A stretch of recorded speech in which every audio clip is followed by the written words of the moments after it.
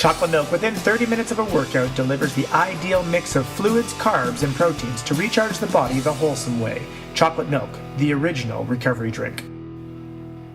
Hi there, my name is Richard Patey. I'm the head coach of Healthy Results Training, and in this week's tip, we're going to talk about cycling technique. So often we talk about swimming, we talk about running, we talk about form and technique, but cycling is one of those sports that people just think you get on, you put your feet on the pedals, and away you go. But there's a lot you can do that makes cycling a lot easier, and you use more muscles that you have. So first, we're going to talk about the pedaling stroke. So you may have heard this before, but I'm going to maybe tell you a little bit about the pedaling stroke that you may not have thought about before. Yes, it's a circular motion, and maybe some people have been told you need to learn to push down and pull up equally. That's wrong. You're never going to equal the power that you have on the downward stroke. So yes, you're going to push down, and if you have clip-in pedals, you're going to then scrape along the bottom. But then you want to ease off on the pressure a little bit on that leg and just lightly pull up and lightly kick over the top. Basically what you're doing is you're helping the other leg as it's going down through that power phase.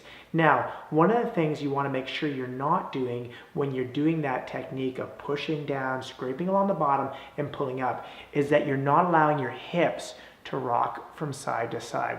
So that's my tip number 2. Tip number 2 is while you're thinking about pedaling in a good circular motion with more of the emphasis on the down and scrape back phase of the pedal stroke, you're making sure that your body is not rocking side to side. Now this might mean you need to either have your seat a little higher or a little lower, depending on where you have it set up right now. One very simple, and I'm going to repeat, simple test for good seat height is if you were to sit on the saddle, and do this on a trainer where you're not going to fall off or have someone hold the bike, then put your heel of your cycling shoe on your pedal. You should be completely sitting perfectly square on the saddle, and your legs should be perfectly straight. You shouldn't feel like you're stretching over to the side. You should be perfectly straight, and that heel can sit right on the pedal, and your leg is perfectly straight. If your heel is on that pedal and your knee is bent quite a bit, then you probably need to lift the seat up a little bit. If you're kind of like reaching for the pedal and not actually getting there, or having to tip your pelvis over to get to it, your seat might be too high. Now what's going to happen is as you bring that cleat back in and put it into the pedal, you're going to find it's going to create just enough bend in the knee to create that perfect cycling position. Now, I really strongly suggest to anyone out there that if they are going to be riding a lot more in the future, that they spend the money to get a proper bike fit. Now, you do not need to spend $300 on a bike fit. There are a lot of great people in Ontario that will be doing bike fits for easily $60, $70, $80 and will do a good job at getting you ergonomically set up on your bike so that you will be fit comfortably and fit to not get injured. Alrighty, so that's tip number 2. Tip number 3 is really focusing on how fast or how slow you are pedaling. This is called cadence, and it's also linked to this. Another word of thinking about it is RPM. So if you've ever driven standard, we know there's a certain RPM which is optimum for shifting. Well, the same is the case on a bike.